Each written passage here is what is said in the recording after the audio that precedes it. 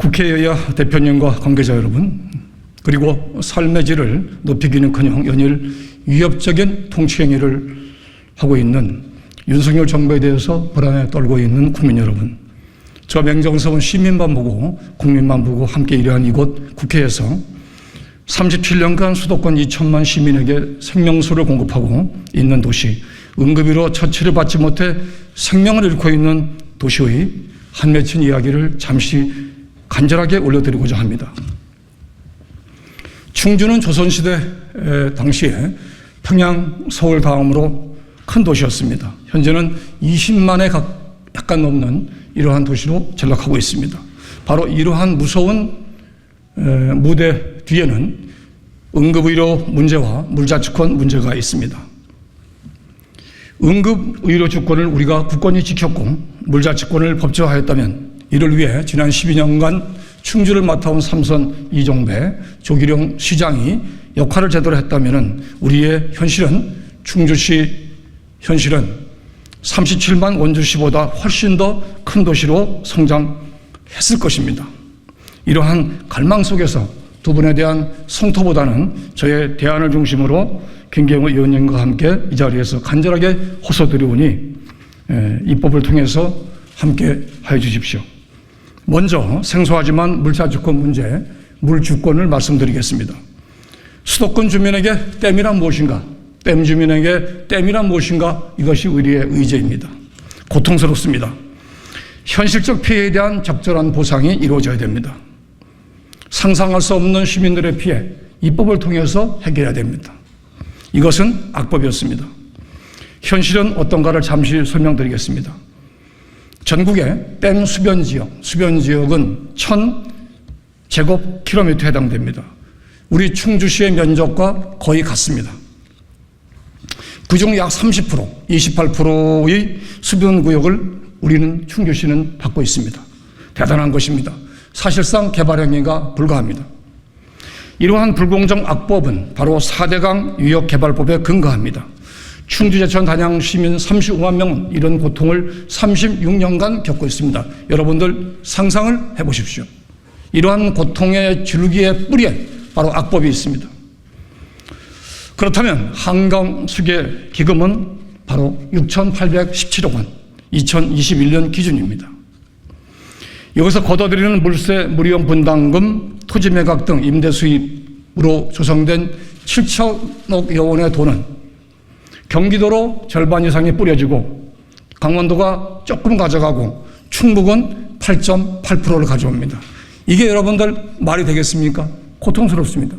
이게 충주, 제천, 단양의 현실입니다. 35만 시민들의 현실입니다.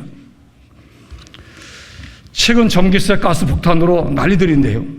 여러분들 물세에 대해서 한번 고민해 보셨습니까? 현재 서울시가 내고 있는 물세가 주민들 1인당 연간 4,900원입니다.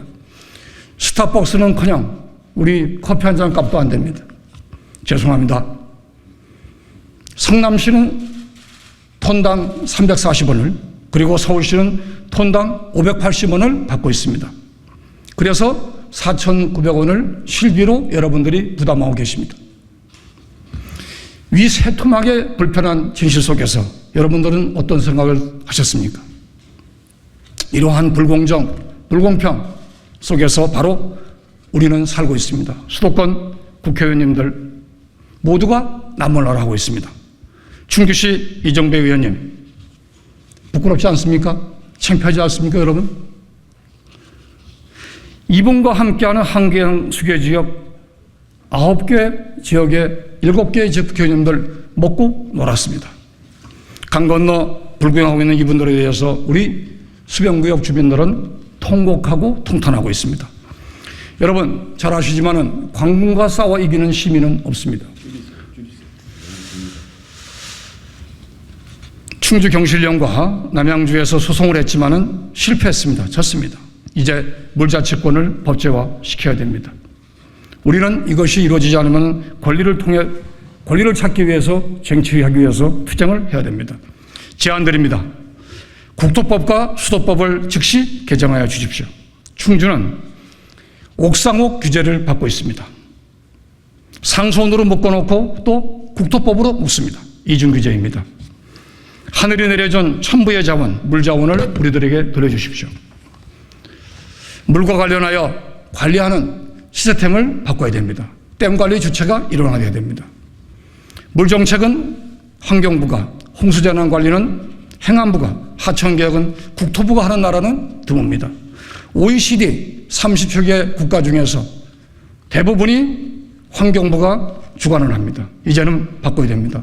환경부 산하에 독립된 물관리청을 두고 그 아래 유역통합관리위원회라는 심사위원을 두고 그 아래 바로 우리 충주시와 시민들이 함께하는 물자치권을 돌려줘야 됩니다. 우리가 주관하고 우리가 퍼올리고 이것을 여러분들은 드시면 됩니다.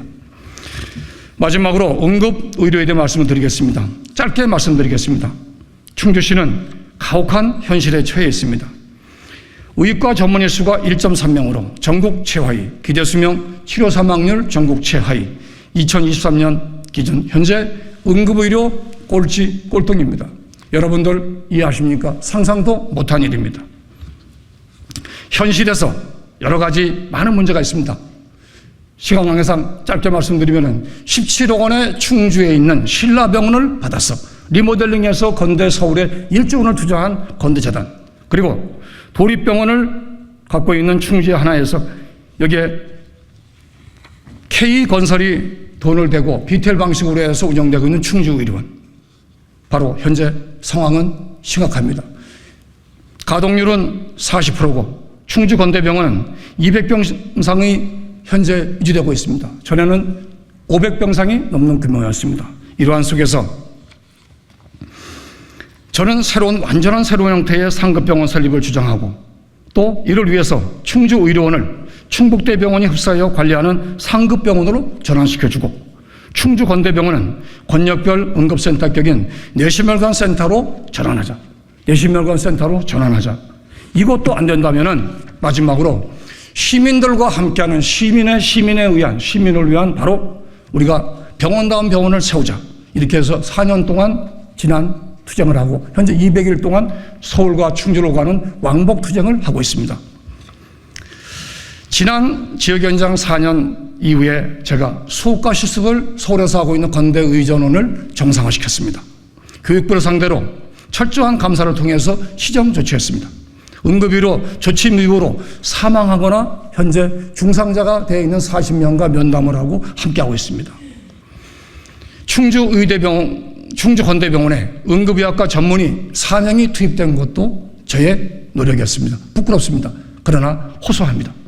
이런 가운데 2019년 이종배 의원에 대한 교육부의 답변서는 깜짝 놀랐습니다. 나중에 공개하겠습니다. 정치는 정직해야 됩니다.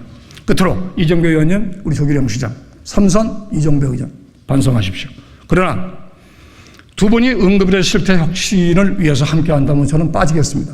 여러분들이 앞장서십시오. 투쟁도 끝내겠습니다. 마지막으로 여야 대표님께 그리고 함께하는 모든 분들께 요청드립니다. 정부와 여야는 정부 차원에서 함께, 당 차원은 당차 함께, 특히 우리 더불어민주당 정책통인 이재명 대표께 호소합니다. 충북, 중북부 의료권 종합 전반에 대한 신속한 현상 조사를 위해서 충북, 충주의 의료 TF를 구성해 주십시오. 그리고 구조적 문제를 안고 있는 충주건대병원, 그리고 K건설의 BTL 방식으로 이권만 돌리고 있는, 운영되고 있는 충주의료원, 현실 심각합니다. 자세한 것은 나중에 말씀드리겠습니다. 충북대 병원 등 충북 주로 의료기관들이 어떤 형태로 어디에 관심을 두고, 예를 들면은 의대 TO에 관심을 둔다면 잘못된 것입니다. 개인의 욕심입니다. 철저히 민의 중심에서 의료를 살펴야 됩니다.